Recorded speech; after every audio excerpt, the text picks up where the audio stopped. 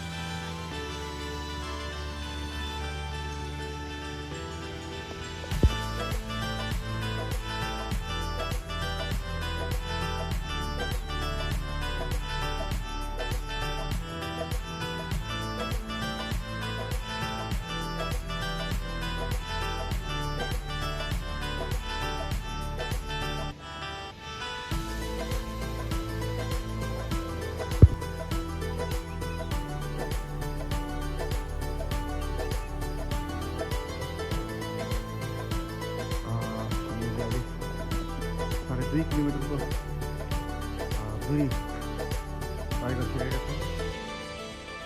आज हाम्रो छुट्टै, आज साइक्लिङ नभइकन सधैँ हामी शनिबार साइक्लिङ गर्ने गर्छौँ भने आज साइक्लिङ नभई आज हाइकिङको अनुभव लिने विचारले हामी पोखरादेखि निर्मल पोखरीसम्मको हाइकिङको यात्रामा चाहिँ निक्लेका छौँ। भने यति बेला म तल यो पट्नेरीभन्दा तल आइपुगेको छु। यो फुलबारी रोडभन्दा तल देख्न सकिन्छ। यहाँबाट माछापुछ्री राम्रो देखिँदो रहेछ।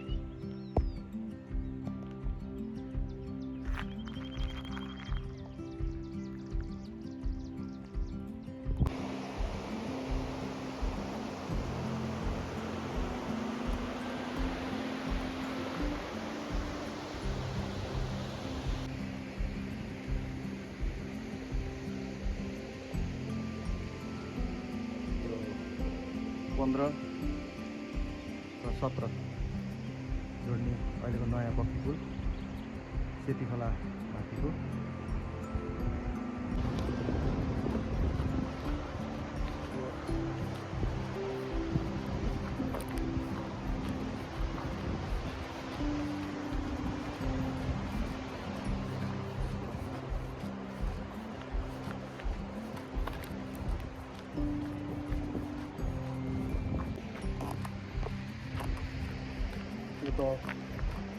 ड्रिम स्कुल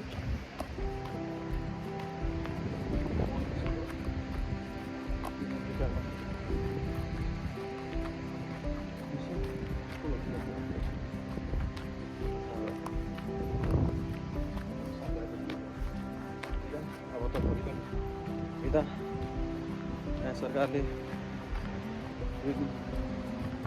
बिदा दिने निर्णय गरेको छ। राम्रो हो। यसले आन्तरिक पर्यटन पनि बढाउँछ। त्यसले पनि पक्कै पनि आन्तरिक पर्यटनलाई प्रवर्धन गर्छ जस्तो लाग्छ। हामी यति बेला दोबिल्लामा छौँ। अब यो जुन दोबिल्लाको पुल, यो खुस्रे खोला तल देख्न सक्नुहुन्छ। खुस्रे खोला बगिरहेको छ।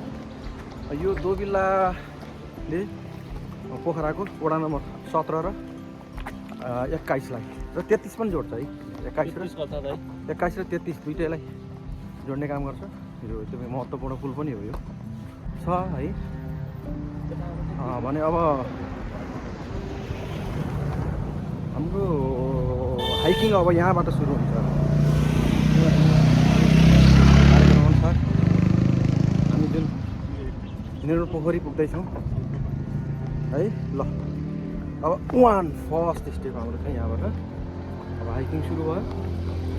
यो पुरै पहिलाको पुरानो बाटो हो, त्यसैलाई जुन त्यति बेला गाडी चल्दैन थियो, गाडी नचल्ने बेलाको बाटो जसलाई चाहिँ व्यवस्थित तरिकाले यो सिमेन्टेड गरेर स्टेप बनाइएको छ है। यो छोटो दूरीको हाइकिङ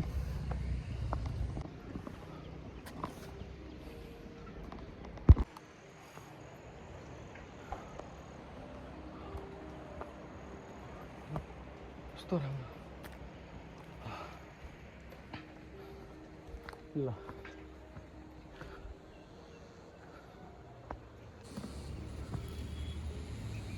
आजको हाइकिङ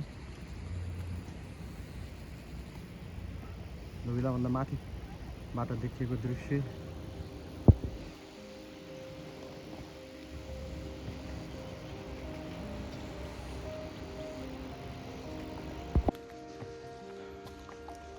हामी जङ्गलभित्रै छौँ। विकास ठिक छ नि? पसिना आइरहेको छ है।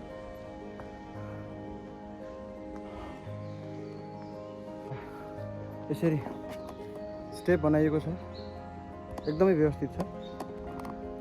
व्यवस्थित तरिकाले कङ्क्रिट गरेर है, सिमेन्टेड भनौँ न, स्टेपहरू बनाइएको छ मान्छेलाई हिँड्न सहज होस् भनेर। पैदल यात्रीहरूको लागि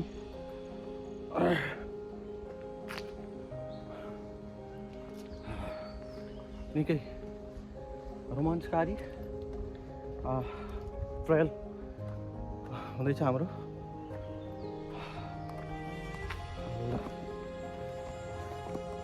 यहाँ देख्न सकिन्छ यो late platform before final destination of the human life, अन्तिम चौतारी।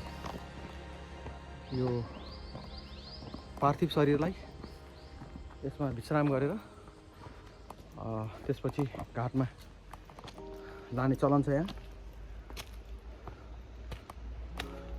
त्यस कारणले नै अन्तिम चौतारी भनिएको होला जीवनको यात्रामा। त अन्तिम यात्रापछि सायद मानिसको अस्तित्व नै रहँदैन, खरानी हुनेछ भनेर त्यस्तो चौतारीलाई अन्तिम चौतारी नामाकरण गरिएको होला। पुरै जङ्गल देख्न सक्नुहुन्छ, जङ्गलको बिचको बाटो हो। यहाँबाट मजाको देख्न सक्नुहुन्छ।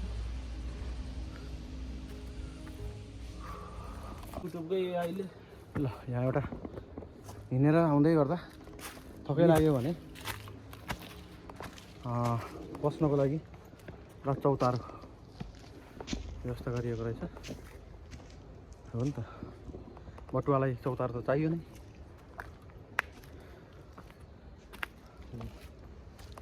त्यो ढुङ्गामा खसाउने हो भने त्यो ढुङ्गा परिँदैन नि त होइन। तपाईँलाई थोपा बनाएर ढुङ्गा फोरिन्छ, चर्किन्छ।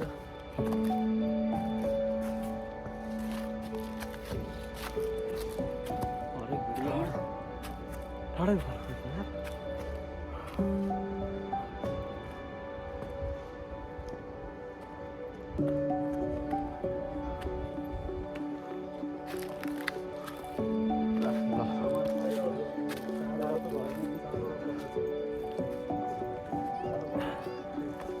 पसिनाले नेत्रुक्क भिजेको अवस्था। यति बेला हामी जङ्गलको बिचमै छौँ। करिब आधी घन्टा गरिसकेका छौँ। देशबाट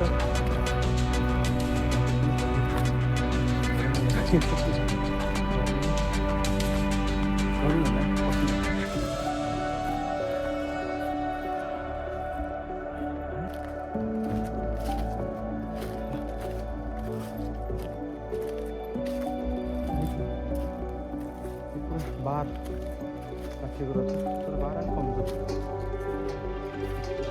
कम्प्लिटिङ गर्नु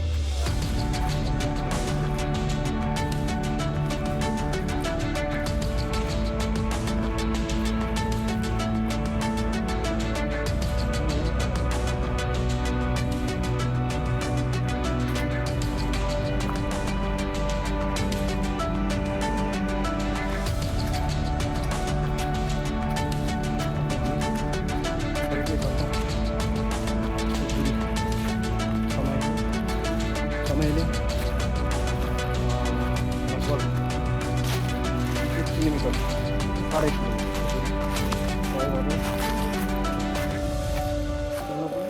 त्यति माथि चौका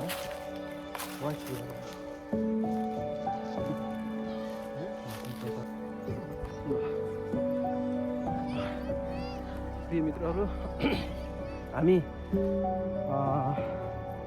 लगभग 2 किलोमिटरको यात्रा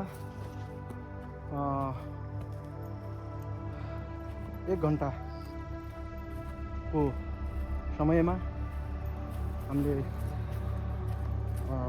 पुरा गऱ्यौँ अब लगभग पुरा नै भइसक्यो है अब यो यात्रा निकै रमणीय जङ्गलको बिचबाट हुँदै हामी सुरु गरेका थियौँ यो करिबन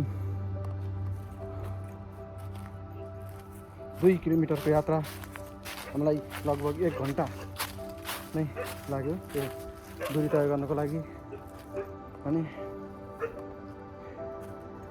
ठ्याक्क यो निर्मल पोखरीको टपमा हामी आइपुगेका छौँ यहाँबाट देख्न सकिन्छ पोखरा ल यदि हजुरहरू पनि यो ट्रायल गर्न इच्छुक हुनुहुन्छ भने आउनु होला यो ट्रायल गर्न सक्नुहुन्छ 1 घन्टाको दूरी ल भयो 1 घन्टाको दूरी तय गरेर आउन सकिन्छ नमस्ते भने हामीले अब यो यहाँको एउटा होटलमा खानाको लागि भनेका थियौँ आज हाम्रो खाना पनि यहीँ हुन्छ र साथीहरू पनि आइसक्नु भयो है यो ठ्याक्कै निर्मल पोखरीको टप हो यहाँबाट पोखरा देख्न सकिन्छ निकै सुन्दर देखिएको छ पोखरा शान्त छ है यो यात्रा पनि निकै रोमाञ्चकारी नै भयो रमाइलो भयो शान्त जङ्गलहरूको बिच हुँदै गरेको यात्रा एउटा विशेष रह्यो भिन्न रह्यो है प्रकृतिसँग रमाउन मनपर्नेहरूको लागि यो एउटा गन्तव्य अत्यन्तै उपयुक्त गन्तव्य हुनसक्छ भन्दै आज म यो हाइकिङ आज हाम्रो शनिबारको दिन सधैँ शनिबार लगभग साइकलमा यात्रा गरिन्थ्यो भने आज पैदलबाटै हाइकिङ गरौँ न भन्ने खालको अवधारणा अनुसार यो पिस पोइन्ट कटेज अनि रेस्टो निर्मल पोखरी पोखरा 21 मा पर्छ अनि यहाँ आइपुगेका छौँ हजुरहरू पनि एउटा छोटो दूरीको पैदल यात्रा गरेर कुनै दिनलाई एउटा अविस्मरणीय बनाउन चाहनुहुन्छ भने तपाईँहरू पनि आउन सक्नुहुन्छ यहाँ यो कटेजमा खाना बस्नको पनि व्यवस्था छ